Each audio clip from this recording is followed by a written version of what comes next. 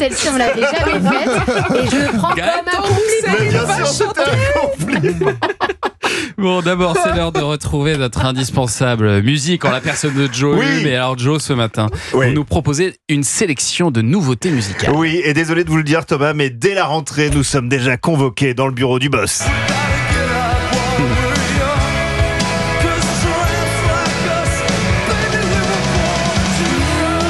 Et oui, car figurez-vous que le 25 août 1975 sortait Born to Run, album essentiel de Bruce Springsteen and the E Street Band, celui par lequel le succès mondial allait arriver et la carrière du chanteur décollait soudainement après deux premiers disques assez confidentiels. Alors cette semaine, on célèbre donc les 50 ans de Born to Run et plutôt que de nous sortir un coffret à 500 € avec 12 disques et des livrets que personne ne prend jamais vraiment le temps de parcourir, c'est avec juste un inédit mais d'époque que le boss a décidé de fêter ça, une pépite intitulée Lonely Night in the Park.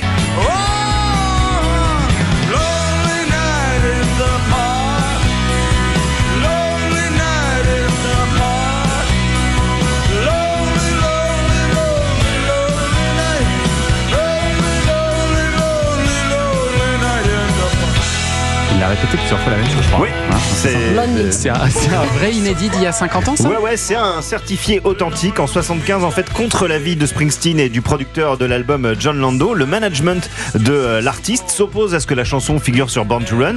Elle disparaît jusqu'en 2005 où la radio Sirius X la diffuse une seule fois dans le cadre d'une émission consacrée à Springsteen et puis le titre disparaît à nouveau pendant 20 ans. C'est donc la première sortie officielle de Lonely Night in the Park qui est disponible partout en physique et en numérique. Allez, on continue maintenant avec un duo. Et oui, on en parlait justement, on commence avec cette collaboration entre cette jeune chanteuse française qu'on adore ici et Gaëtan ne va pas nous contredire, Solane.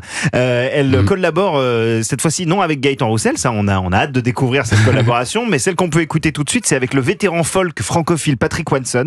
Ils unissent leurs voix sur une tendre valse acoustique intitulée Ça va.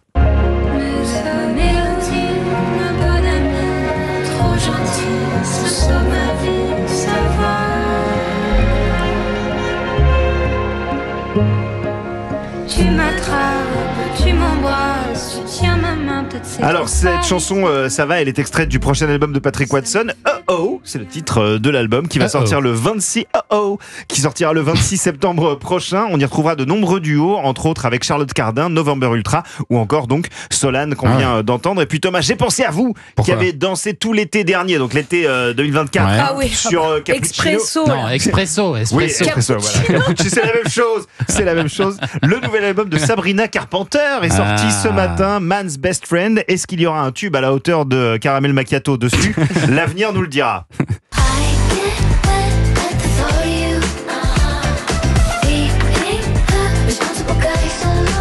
Il y a une petite influence Rick James sur ce morceau.